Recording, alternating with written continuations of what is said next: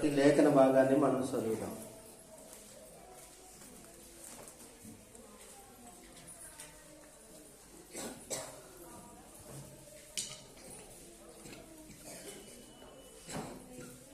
మీకా గ్రంథము 6వ అధ్యాయము 1 నుండి 6 వచనాల్లో ఉన్నటువంటి లేఖన భాగాన్ని మనం చదువుకుందాం.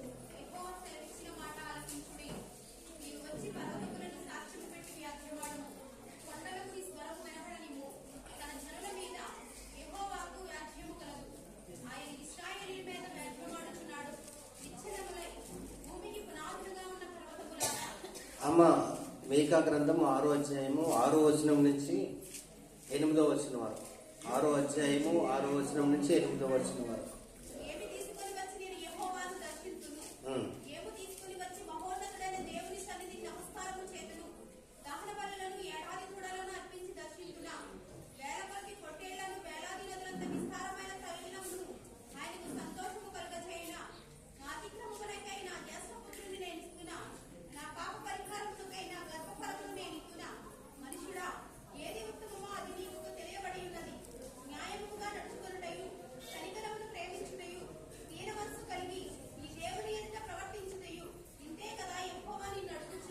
దేవుడి మాటలు మన వినికిల్లో దీవించి ఆశీర్వదించునుగాక. హల్లెలూయా, హల్లెలూయా. ప్రియ దేవుని పిల్లలారా, ఈ దినాన్న దేవుడు మనల్ని అడిగేది, మన నుంచి కోరుకునేది ఏంటి అనే విషయాన్ని మనము తెలుసుకోవాల్సినటువంటి వారంగా మనం ఉన్నాం.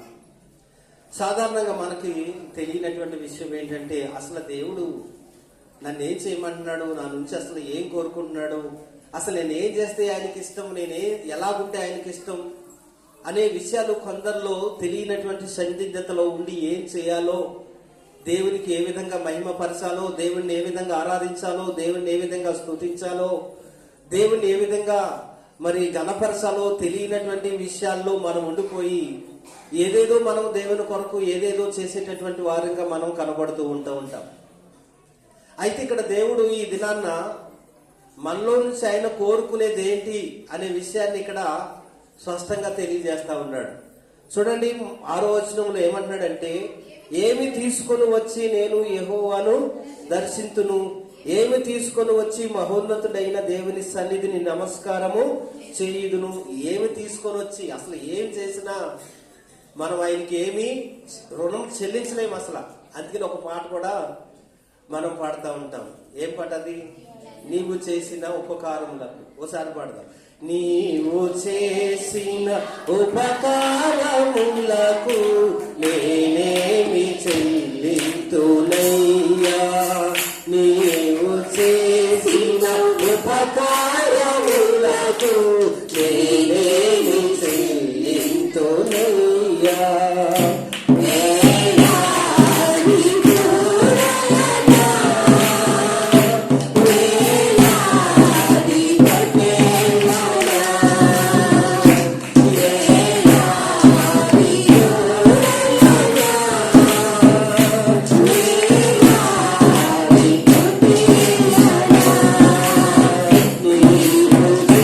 Thank you.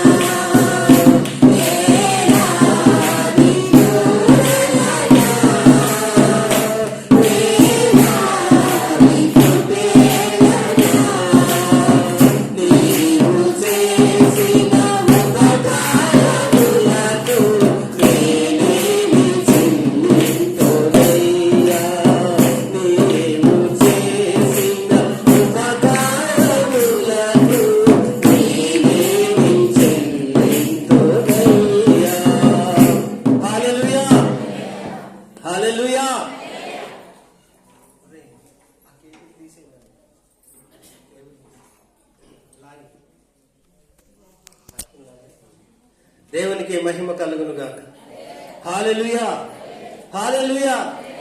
ఆయన చేసిన ఉపకారాలకు, ఆయన చేసినటువంటి మేళ్లకు మనం ఏమి చేసినా కూడా ఆయన రుణాన్ని తీర్చలేనటువంటి రుణస్థులమై ఉన్నాం. మనం ఏమి చేసినా కూడా, నీ వేలాది దూడలనిచ్చినా, వేలాది పొట్టేళ్ళనిచ్చినా, వేలాది కోడెలనిచ్చినా, నీ గర్భఫలమైన జ్యేష్ఠపుత్రునిచ్చినా, నీ కుమార్తెనిచ్చినా, నీ ఆస్తి ఇచ్చినా, నీ ఐశ్వర్యాన్ని ఇచ్చినా, నీ వెండి ఇచ్చినా, నీ బంగారం ఇచ్చినా, ఏమి ఇచ్చినా కూడా ఆయన రుణాన్ని మనము తీర్చలేనటువంటి రుణస్థులముగానే మనం ఉన్నాం. దేవునికే మహిమ కలుగును గాక.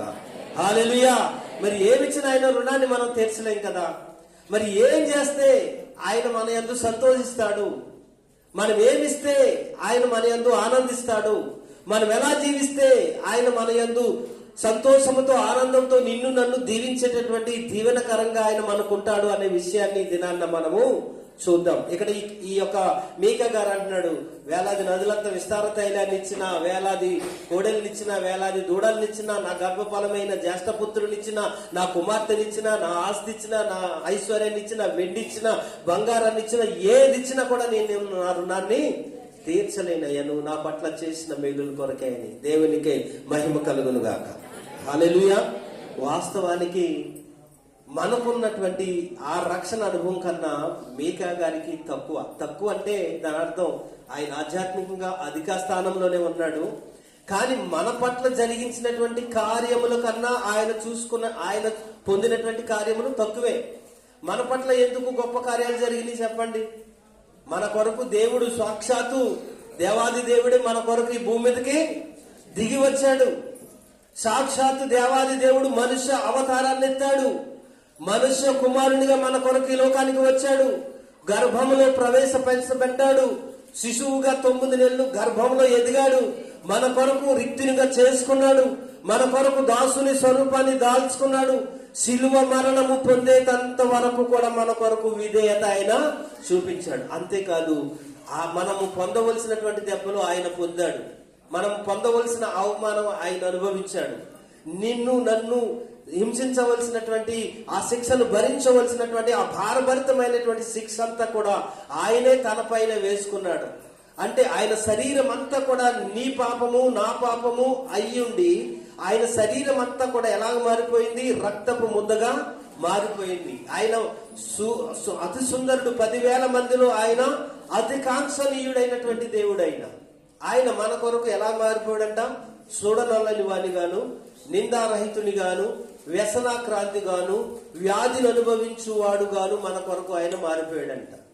యెషయా గ్రంథం 53 అధ్యాయంలో మీకు ఆ విషయాలు ఉంటాయి. దేవునికి మహిమ కలుగును గాక. హల్లెలూయా. అంత గొప్ప సుందరుడు, 10,000 మందిలో అతి కాంక్షణీయుడైనటువంటి ఆయన మన కొరకు ఎలా మారిపోయాడంట? చూడనల్లని వాని గాను, నిందారహితుని గాను, వ్యాధిని అనుభవించేవాడు గాను మారిపోయాడు. ఎందుకు మారాడు అంటే ఆయన పొందిన దెబ్బల ద్వారా నీకు నాకు ఏ కలగటానికి? స్వస్థత కలగటానికి. ఆయన పొందిన గాయముల ద్వారా నీకు నాకు ఏ కలగటానికి?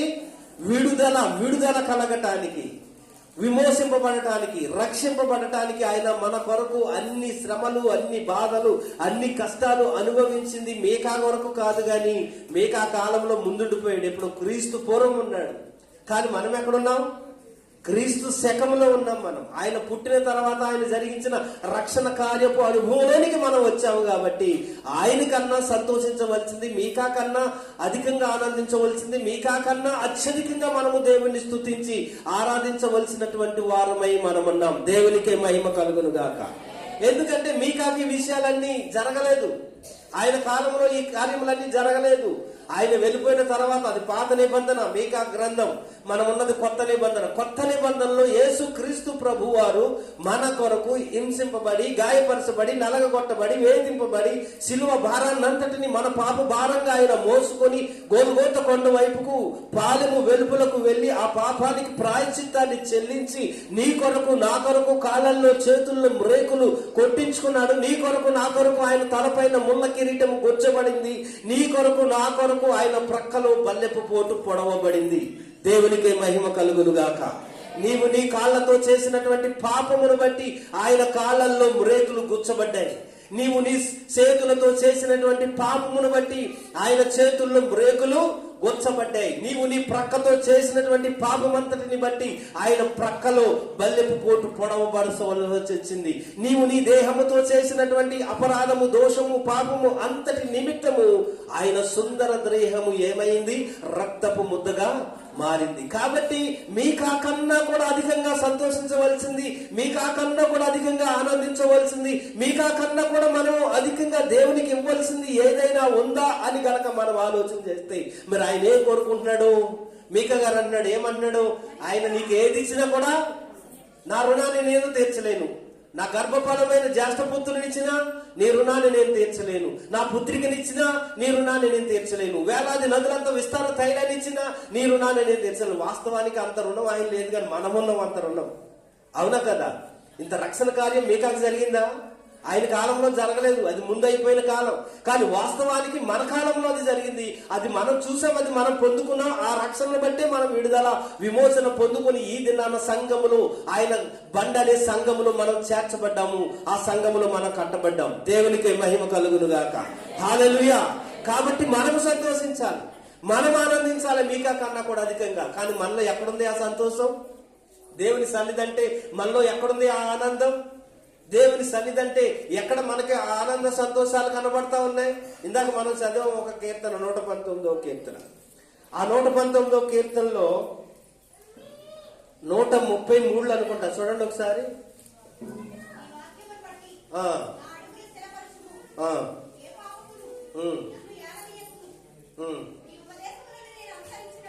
నీ ఉపదేశములు నేను అనుసరించినట్లు మనుషుల బలాత్కారము నుండి నన్ను విమోచింపుము.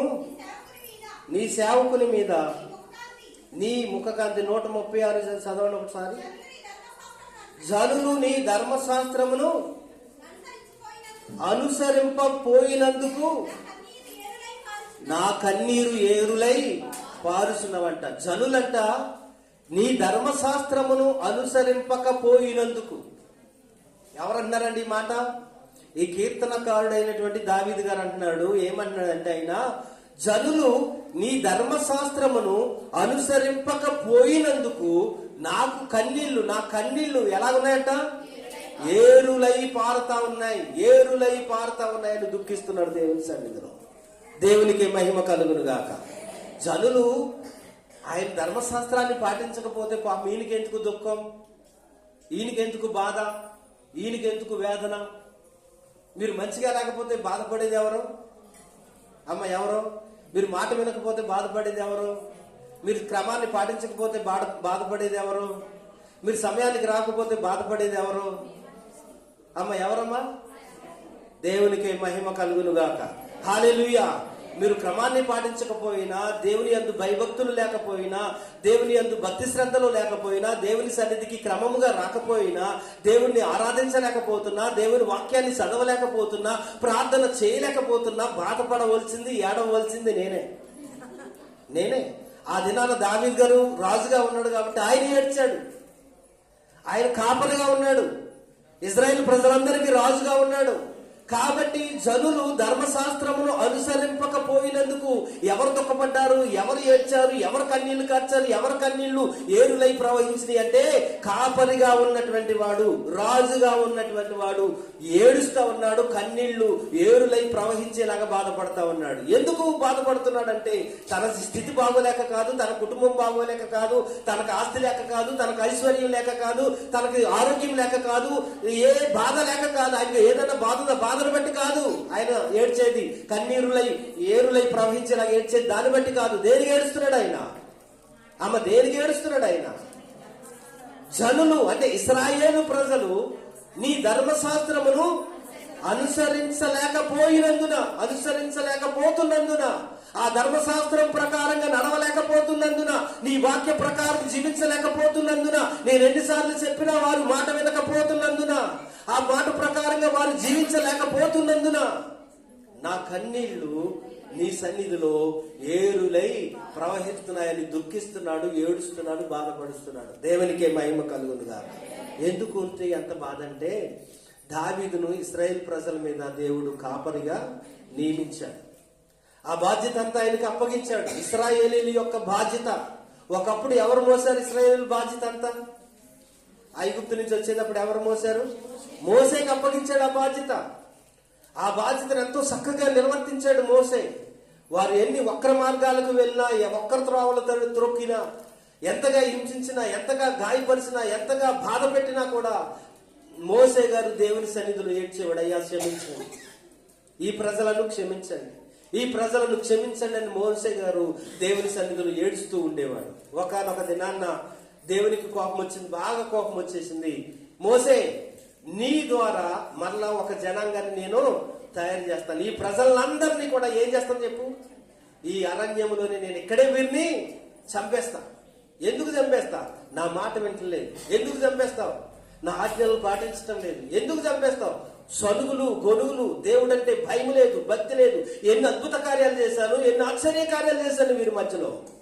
ఐగుప్తులో 10 అద్భుత కార్యాలు చేశాను. అక్కడి నుంచి నడిపించుకుంటూ మార్గంలో చెప్పులు, వీరు వేసుకున్న చెప్పులు తెగిపోలేదు, వీరు వేసుకున్న బట్టలు సిరిగిపోలేదు. పగలేము ఎండ దెబ్బ తగలకుండా మేఘస్తంభాన్ని పెట్టాను, రాత్రులు వెన్నెల దెబ్బలు తగలకుండా వీరికి ఏం పెట్టాను? అగ్ని స్తంభాన్ని పెట్టాను. తినటానికి తిండి లేదంటే పూరేళ్ళని రప్పించి వీరి పాదాల దగ్గర, ఇళ్ళ దగ్గర పడేశాడు, కాళ్ళ దగ్గర. వీరు వెళ్ళి వేటాడి తెచ్చుకోవాల్సిన అవసరం లేదు. వీరున్న గుడారాల దగ్గర, కాళ్ళ దగ్గర పడతా ఉన్నది. మాంసం తింటే పళ్ళల్లోంచి కూడా అది అక్కడే ఉన్నదంటే, ఇంకా పళ్ళల్లోనే ఇంకిపోయిందండి. ఆ విధంగా తింటున్నారే. ఇంకా ఇది అన్నము ఇది బాగోలేదు, ఈ జొన్నలు ఈ రొట్టెలు బాగోలేదంటే ఇంకేమిచ్చాను నేను? మన్నానిచ్చాను. దేవదూతలు తినే ఆహారము మన్నా. మన్నా అంటే ఏంటండి? అసలు ఏంటి మన్నా అంటే అర్థం ఏంటి అమ్మా? మన్నా అంటే అర్థం ఏంటి? మన్నా అంటే ఇది ఏమి, ఏంటి ఇది ఏమి అని అర్థం. మన్నా అంటే బైబిల్లో అంటే చూసుకోండి. మన్నా అంటే ఏంటి అర్థం అంటే ఇది ఏమి అని అర్థం. దేవునికి మహిమ కలుగును గాక. హల్లెలూయా. ఇది ఏమంటే వాళ్ళకి ఏంటో తెలుస్తలేదు. అది ఎలా ఉందంట, కొత్తిమీర గింజల్లా కనబడుతుందంట కదా. ఇదేదో వెరైటీగా ఉందనుకుంటున్నారంట వాళ్ళు. ఇది ఏమి అన్నారు, దాన్ని మన్నా అన్నారు. దేవునికి మహిమ కలుగును గాక. హల్లెలూయా. అటువంటి మన్నా నేను వీరికి ఇచ్చి వీరి హృదయాలను నేను తృప్తిపరిస్తే, ఇన్ని అద్భుత కార్యాలు వీరి పట్ల నేను చేస్తే, ఇన్ని ఆశ్చర్య కార్యాలు వీరి పట్ల నేను చేస్తే, వీరి హృదయము నా వైపుకు తిప్పకుండా, నా ఆజ్ఞలు అనుసరించి నడవకుండా, నాకు విధేయులు అవ్వకుండా, నన్ను కృతజ్ఞతతో నన్ను సేవించకుండా, వీరి సనుగులేంటి, వీళ్ళు గొనుగులేంటి, వీరికి వక్ర బుద్ధి ఏంటి, వీరి వక్ర మార్గాలు ఏంటి, అసలు వీళ్ళ పద్ధతి ఏంటి, మోసే వీళ్ళందరినీ నేను ఇక్కడే చంపేసి నీ నుంచి ఒక గొప్ప జనాంగాన్ని చేస్తానన్నాడు. మరి అదే మోసే స్వార్థపడైతే ఏం చేసేవాడు చెప్పండి? మంచిగా బాగా గిలకిలా కావాలి, నన్ను ఎంతగా ఏడిపించారు వీళ్ళు. అమ్మ వినండి, మంచిగా గిలకి బాగా అయింది, ఇలాగే అవ్వాలండి, ఇలాగే చేయండి దేవుడు. వీళ్ళు నన్ను ఎంతగా ఏడిపించారంటే అరణ్యంలో ఐగుప్తులోంచి ఏడిపించారు, అక్కడే ఏడిపించారు, తీసుకుపోతుంటే ఇక్కడ ఏడిపించారు, ఇక్కడ కూడా ఏడిపించేస్తున్నారు నన్ను, వీళ్ళని అలాగే చేయి ప్రభు అని అనుకోవాలి లోపల. కానీ ఏమనుకున్నాడు తెలుసా? అటువంటి స్వార్థ బుద్ధి మోసేకి లేదు, అసూయ బుద్ధి కూడా మోసేకి లేదు, ద్వేష బుద్ధి కూడా మోసేకి లేదు, ఇతరులు హింసించే బుద్ధి మోసేకు లేదు. ఏమన్నాడంటే తెలుసా? దేవునికే సలహా ఇస్తున్నాడు మోసే. ఏమని ఇస్తున్నాడు? అయ్యా, నీవు గనక ఈ అరణ్యంలో వీరిని గనక నువ్వు చంపేస్తే ఐగుప్తీయులందరూ ఏం చేస్తారో, ఐగుప్తీయులందరూ ఏం చేస్తే సంకలు కొట్టుకుంటారు. వారి దేవుడు అంట, వారి దేవుడు వారిని అక్కడే తీసుకెళ్లాడు, అరణ్యానికి తీసుకెళ్లి ఏం చేశాడు? సాగు కొట్టేసాడు, అందరిని చంపేశాడు. అక్కడ ఇక్కడుండగా మంచిగా ఏదో వాళ్ళు అన్నారు కదా, ఉల్లిగడ్డలు, కీరకాయలు, దోసకాయలు, బంగాళాదుంపలు ఈ తిని బతికేవాళ్ళు మంచిగానే. ఇప్పుడు అరణ్యానికి తీసుకెళ్లి ఏం చేశాడు వాళ్ళ దేవుడు? మంచిగా కైమ చేసేసాడు, అందరిని చంపేశాడు అని అనుకుంటారు. ఇది నీకు ఎంత మాత్రము తగదయ్యా, కాబట్టి నా మన్నించి క్షమించి ఈ ప్రజల్ని బ్రతికించి నీ సన్నిధి మాతో వచ్చి మమ్మల్ని కానానుకు చేర్చుమని మోసే అడుగుతాడు. దేవునికి మహిమ కలుగునుగా. హల్లెలూయా. కాపరికి ఆ బాధ్యత ఉంటుంది, కాపరికి ఆ భారం ఉంటుంది. ఏమంటది? ప్రజలను గూర్చినటువంటి చింత. ఒక జనాంగాన్ని అప్పగించాడంటే ఆ జనాంగాన్ని గూర్చినటువంటి వేదన, బాధ ఎవరి మీద ఉంటుంది? కాపరి మీద ఉంటుంది. కాబట్టి కాపరి ఏడుస్తాడు, దుఃఖపడతారు. మీరు మంచిగా లేకపోతే ఏడుస్తాడు, మీరు సరిగ్గా మాట్లాడకపోతే ఏడుస్తాడు, మీరు సమయాన్ని పాటించకపోతే ఏడుస్తాడు, క్రమాన్ని అనుసరించకపోతే ఏడుస్తాడు, దుఃఖపడతాడు, వేదన పడతాడు, వేదనతో ప్రార్థన చేస్తాడు. బైబిల్ భక్తి లేకపోతే, మీకు దేవుని యందు బైబిల్ భక్తి లేకపోతే మిమ్మల్ని బట్టి ఏడ్చేది ఎవడో తెలుసా? మీ కాపరే ఏడుస్తాడు. నేను ఏడుస్తాను మీకోసం. భయం కలిగి ఉండాలి ప్రభువా, భక్తి కలిగి ఉండాలి ప్రభువా. భక్తి శ్రద్ధలు కలిగి ఉండాలి ప్రభువా. వేరే వాటికి ప్రాధాన్యత కాదు ప్రభువా, నీకు ప్రాధాన్యతనివ్వాలి, నీ సన్నిధికి ప్రాధాన్యతనివ్వాలి, నీ సన్నిధికి రావాలి. ప్రతి ఒక్కరూ మానక రావాలి. కుటుంబంలో ఉన్న భార్య, భర్త, పిల్లలు అందరితో సహా నీ సన్నిధికి రావాలి ప్రభు అని చెప్పి నేను ఏం చేస్తాను, మీకోసం అహర్నిశలు బాధపడుతూ ఉంటాను, దేవుని సన్నిధిలో ప్రార్థన చేస్తూ ఉంటాను. ఎందుకంటే పురుషులు రాకపోయి స్త్రీలు వచ్చి వారు ఇష్టానుసారంగా వారు జీవిస్తూ ఉంటుంటే కుటుంబాలు ఏ రీతిగా బాగుపడతాయి? అసలు బాగుపడాలంటే ఎవరు సరవ్వాలి? కుటుంబాలు బాగుపడాలంటే ఎవరు సరవ్వాలి? అమ్మ చెప్పండి, ఎవరు సరవ్వాలి? పురుషుడు భర్త సరవుతేనే కానీ కుటుంబం బాగుపడదు. నువ్వెంత కష్టం చేసేసుకొచ్చినా అతను మంచిగా లేకపోతే తినటానికో త్రాగటానికో వృధాగా ఖర్చు చేయటానికో తీసుకెళ్లి బూడిద పాలు చేస్తా ఉంటుంటే నువ్వు వేల సంపాదించినా లక్షలు సంపాదించినా అది నీకు అక్కడికి వస్తుందా? నీ కుటుంబానికి అక్కడికి వస్తుందా? నీ కుటుంబ అవసరాలు తీర్చబడతాయా అమ్మ? తీర్చబడతాయా? తీర్చబడవు. కాబట్టి ముందు ఆయన సరవుతే నీ కుటుంబం సరవుతుంది. కాబట్టి నేను అదే కోరుకుంటాను, ప్రభువా పురుషులందరూ నీ సన్నిధికి రావాలయ్యా. వారు వ్యసనాల నుంచి విడిపింపబడాలి, దురలవాట్ల నుంచి విడిపింపబడాలి. ప్రతి ఒక్కరూ నీ సన్నిధికి భక్తితో శ్రద్ధతో రావాలని మీ కొరకు అహర్నిశలు నేను ప్రార్థన చేస్తా ఉంటాను. దావీదు కూడా అదే చేశాడంట. అక్కడ ఏం చేశాడంట? జనులు నీ ధర్మశాస్త్రమును అనుసరింపలేకపోతున్నందును నా యొక్క కన్నీరు ఏరులై ప్రవహిస్తుందని ఏడుస్తున్నాడు, దుఃఖపడుతున్నాడు, బాధపడతా ఉన్నాడు. దేవునికి మహిమ కలుగును గాక. హల్లెలూయా. అయితే ఇంతకీ దేవునికి కావాల్సింది ఏంటి? మనం ఎలా ఉంటే దేవునికి సంతోషం, మనం ఏం చేస్తే దేవునికి సంతోషం, మనం ఏమిస్తే దేవునికి సంతోషం అన్న విషయాన్ని కనుక మనం ఆలోచన చేస్తే అదే మీకా గ్రంథము 6వ అధ్యాయం 8వ వచనంలో ఆయన తెలియజేస్తా ఉన్నాడు. ఇక్కడ తెలియజేస్తున్నాడు చూడండి, మనుషుడా ఏది ఉత్తమమో అది నీకు తెలియజేయబడి ఉన్నది. ఏది ఉత్తమమైనదో నీకు తెలియజేయబడి ఉన్నది. నీ నుంచి నాకు ఏమి అవసరం లేదు, అంతా నేను ఇచ్చిందే నీకు. నువ్వు వెండిచ్చినా నేను ఇచ్చిందే, నువ్వు బంగారం ఇచ్చినా నేను ఇచ్చిందే, నువ్వు పిల్లలు ఇస్తున్నావా పిల్లలు కూడా నేను ఇచ్చినోడే, నీకు ఆస్తి ఉన్నదా ఆస్తి నాకు ఇస్తున్నావా ఆస్తి కూడా నేనే నీకు ఇచ్చాను. నీవు ఇచ్చింది నాకు అదేం అవసరం లేదు. నాకు కావాల్సింది ఎవరో తెలుసా? నీవు కావాలి. నీ ఆస్తి వద్దు, నీ ఐశ్వర్యం వద్దు, నీ వెండొద్దు, నీ బంగారం వద్దు, నీ దాసదాసులు ఎవరు నాకు వద్దు. ఎవరు కావాలి నాకు? నీవే కావాలి నాకు, నీ హృదయం కావాలని అడుగుతా ఉన్నాడు. చూడండి 8వ వచనంలో ఆ మాట మనం చూస్తున్నాము. మనుషుడా ఏది ఉత్తమమో అది నీకు తెలియజేయబడి ఉన్నది. ఏది ఉత్తమమో అది నీకు తెలియజేయబడి ఉన్నది. న్యాయముగా నడుచుకొనుట, కనికరమును ప్రేమించుట. అమ్మ న్యాయంగా నడుచుకునేటటువంటి స్వభావం మనం కలిగి ఉండాలి. న్యాయంగా నడుచుకోవాలి. న్యాయం అంటే ఏంటో తెలుసా? ఏ దోషము ఉండకూడదు, ఏ కలంకము కూడా మనలో ఉండకూడదు. అది న్యాయంగా నడవటం అంటే. ఒకనొక దినాన్న ఒక ఊర్లో ఇద్దరు వ్యాపారస్తులు ఉన్నారు. ఇద్దరు కొట్లున్నాయి, కొట్లు అమ్ముకుంటున్నారు. ఒకడేమో కిరాణా కొట్టు, ఒకళ్ళేమో పాల వ్యాపారంలో వెన్న అమ్ముకుంటాడు. వెన్న అమ్ముకుంటాడు ఆయన. అయితే అతని దగ్గర వెన్న అమ్ముకునే ఆయన దగ్గర తూయడానికి రాళ్ళు కూడా ఏమీ లేవు, తూయడానికి ఆయన దగ్గర. కాబట్టి ఇతను చేస్తున్నది ఏంటంటే ఆ కిరాణా కొట్టు ఆయన దగ్గరికి వెళ్ళి 1 కిలో కందిపప్పు ప్యాకెట్ ఒకటి తెచ్చుకుని ఆ కందిపప్పు ప్యాకెట్ ని ఆ కాంటాలు వేసి వెన్నను 1 కాంటాలు వేసి కిలో లెక్కన అలాగా అమ్ముకుంటా ఉన్నాడు. అయితే ఇతను వెన్న క్వాలిటీ బాగోవటం వల్ల, నెయ్యి క్వాలిటీ బాగోవటం వల్ల ప్రజలందరూ కూడా ఎవరి దగ్గరకు వస్తున్నారంటే ఈ వెన్న అమ్ముకునే దగ్గరకు వచ్చి ఆయన దగ్గరే కొనుక్కోవటం వల్ల ఎవరికి కుళ్ళు వచ్చింది, ఎవరికి అసూయ వచ్చింది? కిరాణా షాప్ అతనికి కుళ్ళు వచ్చింది, అసూయ వచ్చింది. ఏంటి నా దగ్గర కొనుక్కోవటం మానేసి అందరి దగ్గరికి వెళ్ళి కొనుక్కుంటున్నారేంటి అందరూ అని చెప్పేసి చూస్తే ఉండేటప్పటికి ఒకసారి ఇతను కూడా వెళ్ళి వెన్న తీసుకొచ్చాడంట. కిరాణా షాప్ అతను కూడా వెళ్ళి అతని దగ్గరికి వెళ్ళి 1 కిలో నెయ్యి వెన్న తీసుకుని వచ్చాడు. తీసుకొచ్చి అతను కాంటాలో పెట్టి చూస్తే ఎంత వచ్చిందో తెలుసా? 900 గ్రాములే వచ్చిందంట. ఎంత వచ్చింది?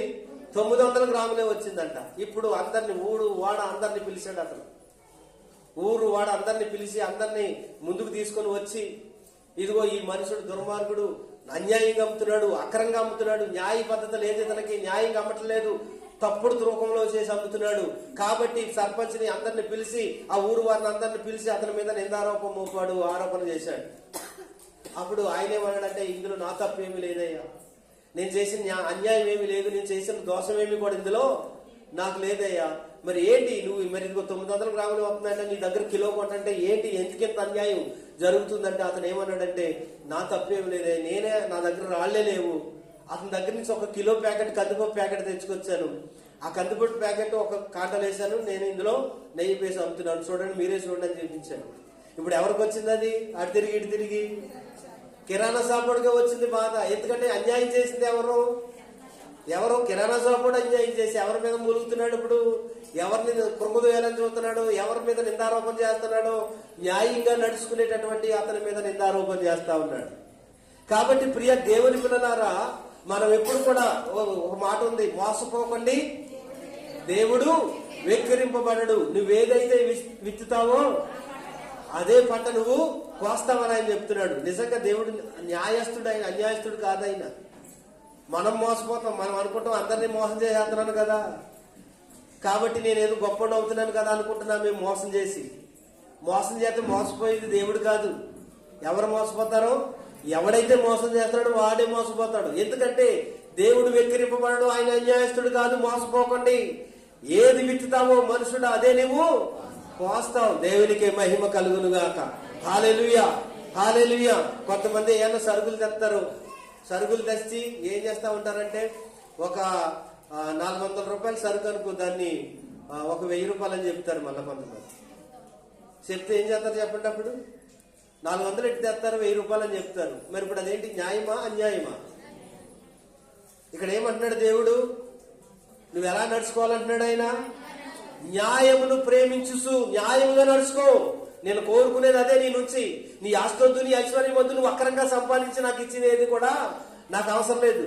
అది నేను నీకు ఇచ్చిందే, నేను ఇచ్చిందే నీకు అదంతా. నువ్వు అది నాకేం చేసుకుంటా? నాకేం కావాలి? అది నాకేం అవసరం?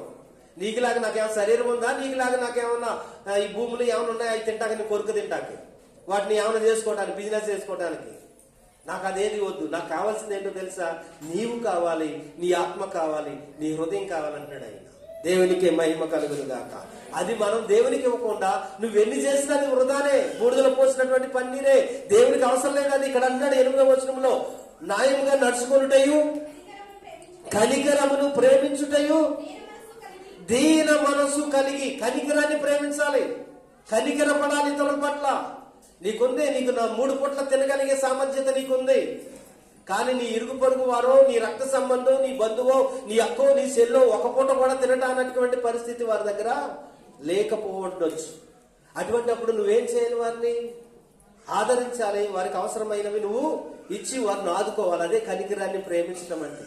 కనికరం కలిగి ఉండడం అంటే అదే. మరి కొంతమంది దినాల్లో ఎలా ఉన్నారో తెలుసా? భావబంధవ్యాలు, రక్త సంబంధులను, బంధుమిత్రాదుల యొక్క బంధాలు ఎలా ఉంటాయో తెలుసా? ఈ లోకంలో ఎవరికైతే బాగా ఆస్తుంటుందో వారిని మాత్రమే ప్రేమిస్తారు, వారికి మాత్రమే సహాయం చేస్తారు, వారి మాట మాత్రమే వింటారు. వారి దగ్గర ఆస్తి లేదు, నీ రక్త సంబంధే. వారి దగ్గర ఐశ్వర్యం లేదు, నీ రక్త సంబంధే. వారి దగ్గర డబ్బు లేదు, నీ రక్త సంబంధే. వారు ఒకవేళ నీ ఇంటికి వస్తుంటే లేడు, అలాగే వెళ్ళిపోడని చెప్పమని చెప్తావు. నువ్వు ఇంట్లోంచి పక్క వెళ్ళిపోయి లేడు, నాన్న లేడు, ఎక్కడికి వెళ్ళాడు, ఊరు వెళ్ళాడు, ఒక వారం రోజుల తర్వాత కానీ రాడని చెప్పమంటావు. ఎవరు? నీ సెల్లు వచ్చినా, నీ అక్క వచ్చినా, నీ అన్న వచ్చినా కూడా. ఈ దినాల్లో ఇటువంటి భవబంధవ్యాలు కలిగి ఉన్నారు. కానీ దేవుడు ఏమంటాడంటే, నీకు 3 పూట్ల నేను ఇచ్చాను, నీ పక్కోడికి, నీ ఇరుగోడికి, నీ పొరుగోడికి, నీ రక్త సంబంధికి ఏమి లేదు. 2 పూటలు, 1 పూట కూడా తినడానికి లేదు. వాడు ఆశించి నీ దగ్గరికి వచ్చినప్పుడు నువ్వు ఇస్తే ఆ రుణం అలాగే నిలిచి ఉంటుంది. దేవుడు అదే అంటున్నాడు, నీకు ఇచ్చేవాడికి నువ్వు ఇస్తే నీకు ఏమి రుణము, ఏమి నీకు ఫలితము లేదు. నువ్వు ఇచ్చిన వాడు మళ్ళా నీకు తిరిగి ఇవ్వకుంటున్నప్పుడే నీకు ఫలము దొరుకుతుంది. కానీ నీకు ఇచ్చిన వాడికి నువ్వు ఇచ్చి మళ్ళా తీసుకుంటూ పుచ్చుకోవడం వల్ల ఎటువంటి ప్రయోజనము లేదు. నువ్వు ఇచ్చావంటే నీకు మళ్ళీ తిరిగి అది రాకూడదు. అటువంటి ఉపకారం చేసినప్పుడు ఆ రుణము ఎల్లప్పుడూ నీ మీద నేను ఉంచుతాను. అది నీకు దీవెనకరంగా, ఆశీర్వాదకరంగా. ఆ లెక్క నేను ఎక్కడ రాస్తాను? నీకు పరలోకంలో నేను ఆ కౌంట్ లెక్కలో నీకు అది చెమకూరుస్తాను. నేను నీకు ఆ కౌంట్ లో నీకు ఆ ధనం సమకూర్చబడుతుంది అంటున్నాడు ఆయన. దేవునికి మహిమ కలుగునుగా. హల్లెలూయా. తర్వాత ఏమన్నాడు? దీన మనసు కలిగి నడుచుకోవాలంట. మనం ఏ మనసు అండి? దీన మనసు. అందుకనే ఫిలిప్పీ 5:2-5 అంటాడు ఆయన, యేసు ప్రభువులకు కలిగిన ఈ మనసును మీరు కలిగి ఉండండి. మీరు ఉంటుందా మనకు ఆ మనసు? దీన మనసు మనకు ఉందమ్మా? దీన మనసు అంటే ఏంటి? ఎవరేమన్నా పట్టించుకోకుండా వెళ్ళిపోవటం. కొట్టినా తిట్టినా ముఖం మీద ఉమ్మూసినా కూడా, ఒక సెంప మీద కొడితే 2 సెంప కూడా కొట్టుకోవాలని చెప్పేసి వెళ్ళటమే దీన మనసు అంటే. గాంధీ గారు ఆ సిద్ధాంతాన్ని ఫాలో చేశాడు. ఆయన ఏ సిద్ధాంతం? యేసు ప్రభు వారు చెప్పినటువంటి సిద్ధాంతాన్ని ఫాలో చేశాడు. అందుకనే ఆయన మహాత్ముడు అయిపోయాడు. చెప్పిన ఆయనేమో అనుసరించి నడవలసిన ఆయనేమో అలాగే ఉండిపోయాడు. మన దేశంలో మాత్రం ఎవరు మహాత్ముడు అయిపోయారు? గాంధీ మహాత్ముడు అయిపోయాడు. దేవునికి మహిమ కలుగును గాక. హల్లెలూయా. ఎందుకు మహాత్ముడు అయ్యాడంటే యేసు ప్రభు వారు చెప్పింది అనుసరించినందుకు. అర్థమైందా? యేసు ప్రభు వారు చెప్పింది చేసింది అనుసరించినందుకు. చెప్పటమే కదా, ఆయన చేసి చూపించాడు యేసు ప్రభు వారు. గాంధీ అలా చేసి చూపించలేదు, అనుసరించాడు అంతే. కానీ యేసయ్య ఏం చేశాడు? చేసి చూపించాడు.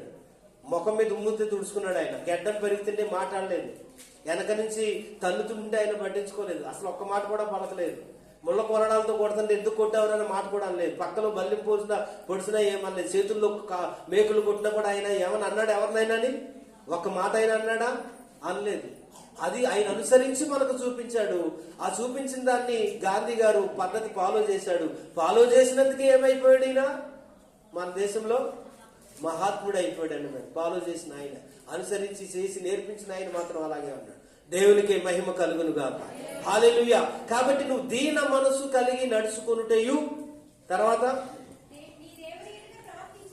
నీ దేవుని ఎదుట దీన మనసు కలిగి నీ దేవుని ఎదుట ప్రవర్తించుటయు ఇంతియే కదా యెహోవా నిన్ను అడుగుతున్నది. ఇదే కదా నిన్ను అడిగేది దేవుడు. ఏమడుగుతున్నాడు? నిన్ను న్యాయంగా నడుచుకొనుట, కనికరమును ప్రేమించుట, దీన మనసు కలిగి దేవుని ఎదుట ప్రవర్తించుట, ఇంతే కదా నిన్ను అడిగేది. నీ ఆస్తి ఎందుకు, నీ ఐశ్వర్యం ఎందుకు, నీ ఎద్దులు ఎందుకు, నీ గాడెలు ఎందుకు, నీ ఈ కోడిలు ఎందుకు? ఏమి నాకు అవసరం లేదు. నీ కొడుకులు, కుమారులు, కూతురు నాకు ఎవరు అవసరం లేదు.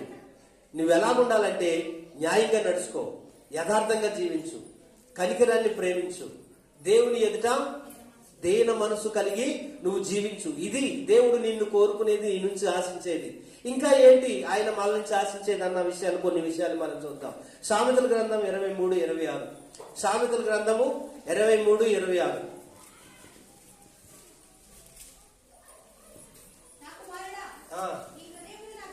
నా కుమారుడా నీ హృదయాన్ని నాకిమ్ము. దేవునికే మహిమ కలుగునుగాక. ఏ కోరుకుంటున్నాడండి ఆయన? అమ్మ, ఏ కోరుకుంటున్నాడు ఆయన? నీ నుంచి, నా నుంచి నీ హృదయాన్ని కోరుకుంటున్నాడు. నీ ఆస్తి అనలేదు ఆయన, నీ ఐశ్వర్యం అనలేదు ఆయన, నీ వెండి బంగారాలు అనలేదు ఆయన. ఏం కోరుకుంటాడు నీ నుంచి ఆయన? నీ హృదయాన్ని కోరుకుంటున్నాడు. నీ